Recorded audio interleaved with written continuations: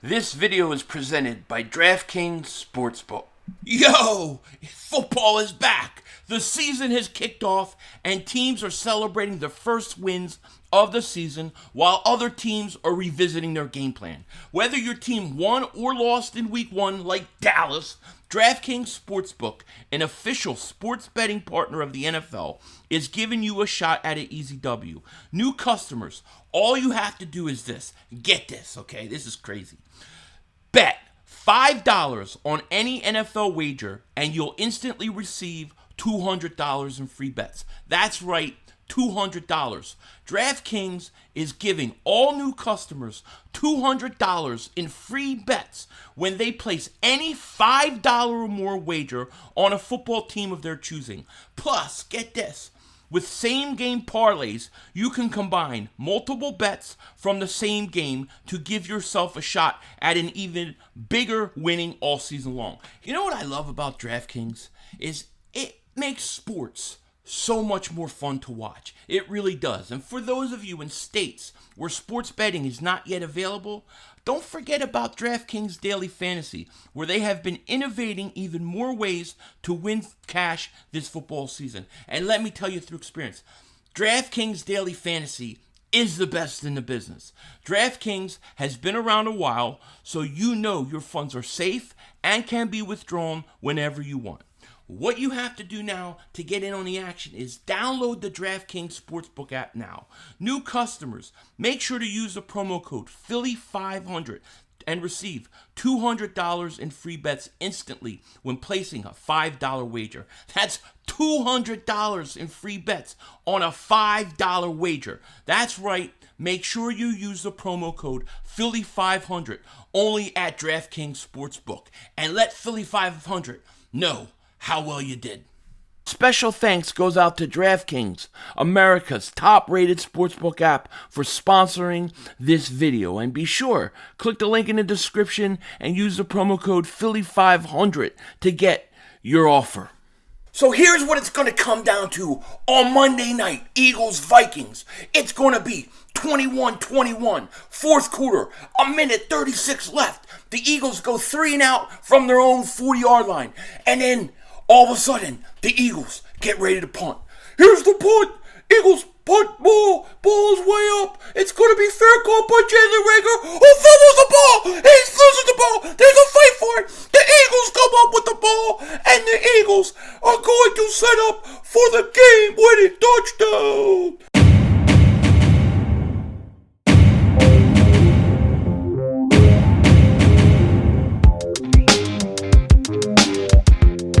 Dallas still stinks.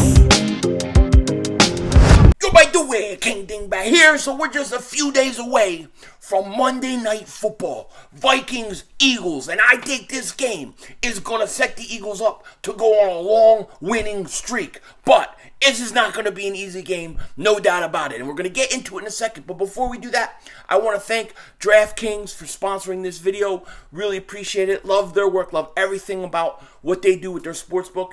And if you're new to the channel, make sure to like, make sure to subscribe if you're new. And if you've been subscribed a while, you know the deal. Double moonwalk check. Now, before we get into the Eagles and what they got to do with my predictions of that game as well as the rest of the NFC East games, we do have some news to talk about, okay? First thing, Eagles added a player to the practice squad today.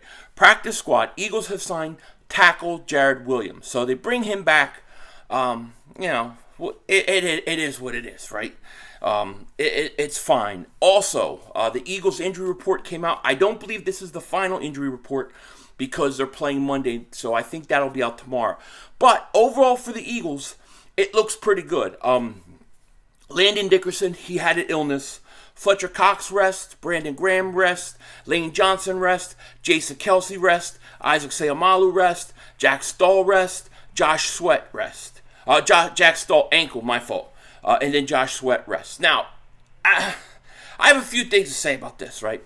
First thing, do we feel like these guys all just need a lot of rest? Like, I understand Kelsey. I even understand Brandon Graham. But I think Fletcher Cox needs to... I think he needs to run around more. I mean, he looked gassed to me. I just wonder what kind of conditioning are these guys in? Like, really, like, they had, what, Tuesday off, they had Wednesday off, a lot of them got rest yesterday, then more guys are getting rest today. I don't know, man. I just feel like we need repetitions. I feel like we need a lot of reps. We took our foot off the gas defensively versus the Lions. They could never get it back on. And when you look at some of these defensive linemen and go back and watch them, man, they are gassed. They're absolutely gassed. But it is what it is. It's going to be, this game is going to be a tough game. This is going to be a really good game. And when I look at the Eagles, right, and especially their defense, right, when I look at the Eagles' defense going into this game, obviously Dalvin Cook and Justin Jefferson are the big names that you have to worry about. And I'm going to tell you, in a lot of respects, I'm more worried about Dalvin Cook than Justin Jefferson.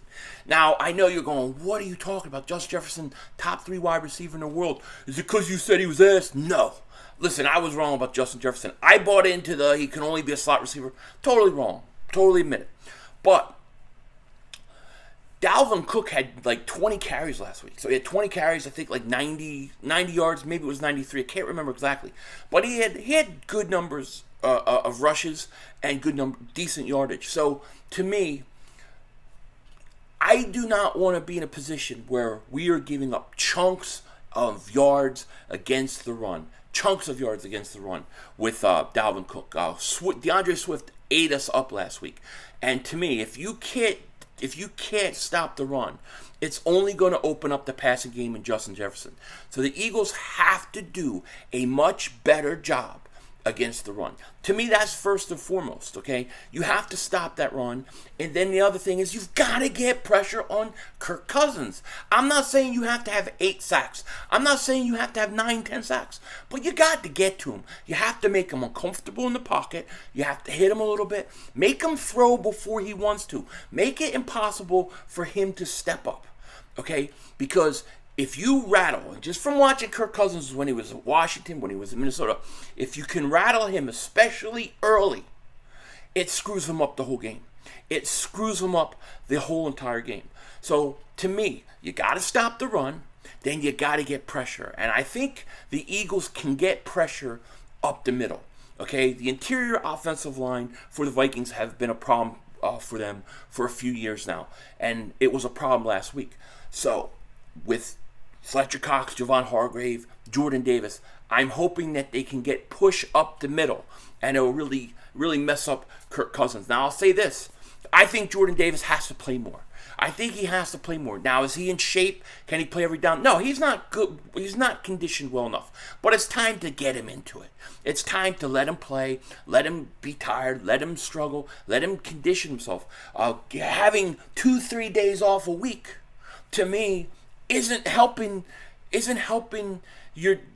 a guy get conditioned. It's not helping Jordan Davis be conditioned when he's off Tuesday, he's off Wednesday.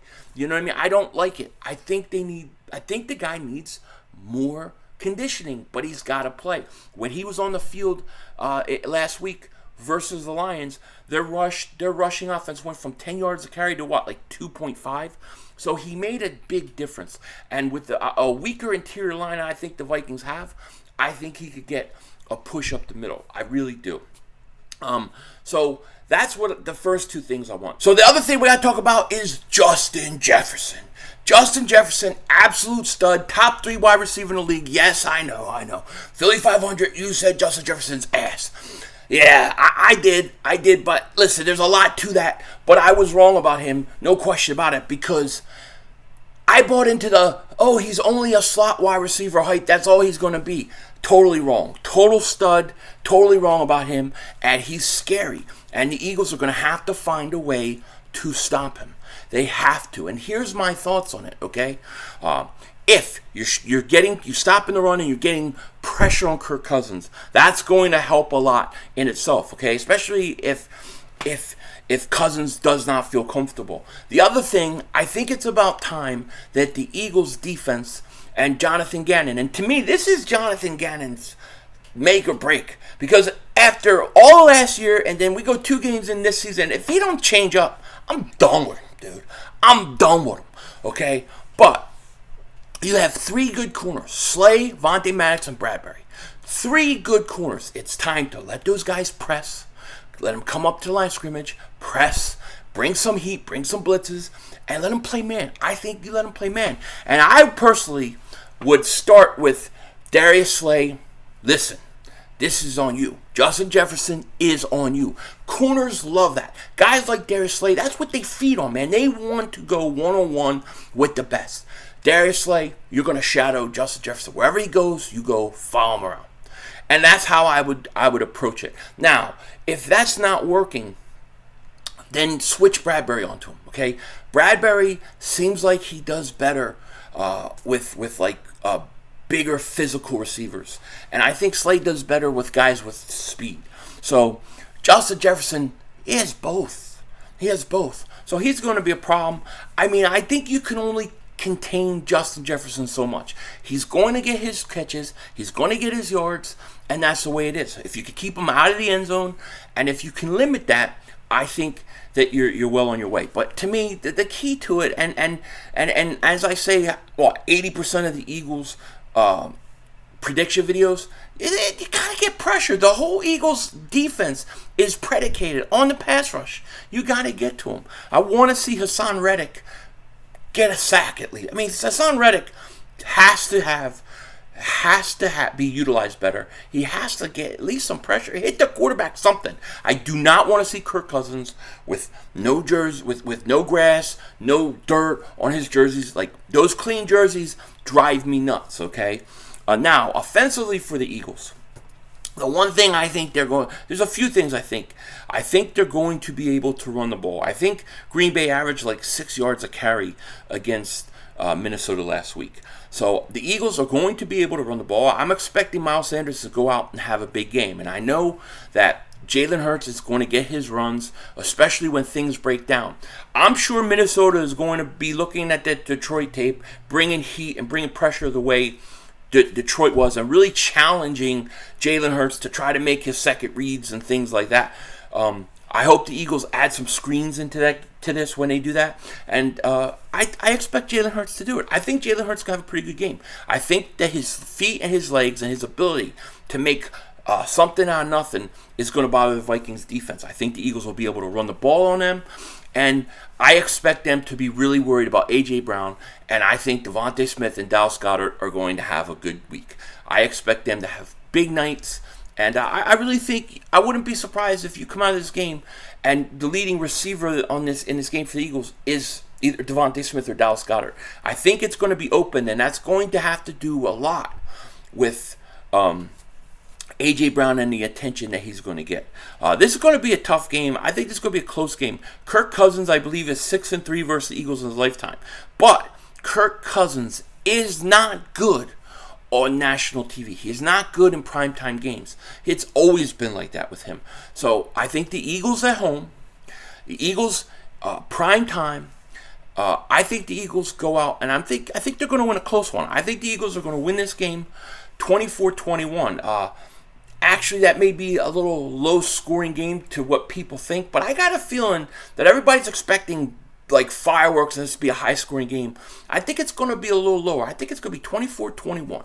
I think the Eagles are going to be sitting there, punting late in the third quarter. It's going to be a tie game, and Rager's going to catch it and fumble it. Jalen Rager, in my opinion, remember I'm saying this, he will make a giant mistake in this game that will cost the Vikings either a touchdown, a field goal, or maybe the game. It's going to happen. So I have the Eagles winning 24-21.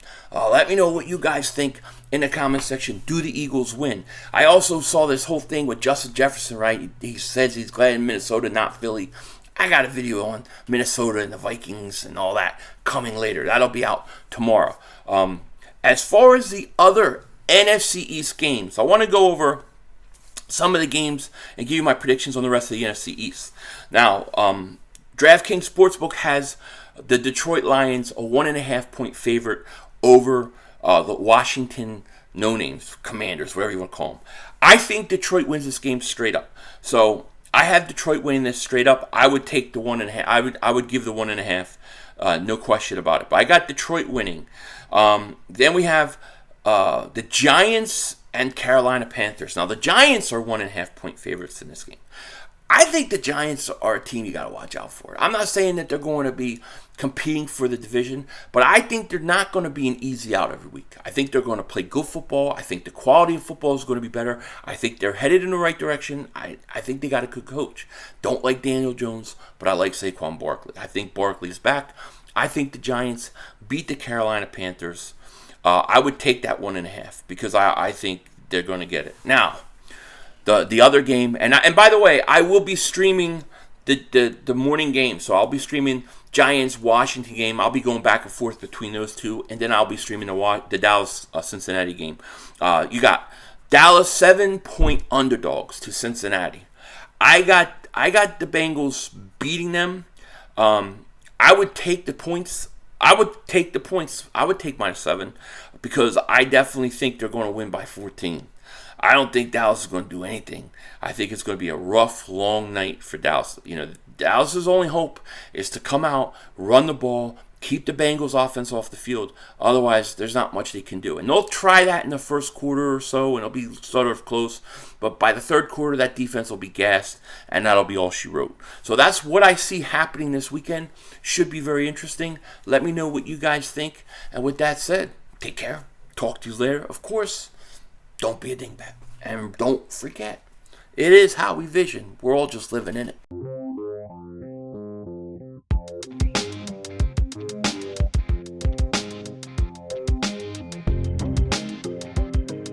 So here's a bet that I will be making. I already made it, okay? But check this out. I think this bet's going to hit. I think this has got a chance. So I got the Detroit Lions getting 1.5 points over the Commanders. Then in that game, I'm taking the over, which is 48.5.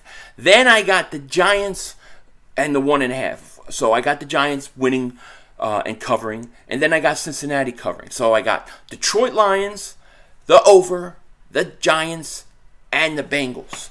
That is my 4-game parlay, $100 to win $1,300. Let's see if it happens on Sunday. I'll be streaming live. Denzel Washington.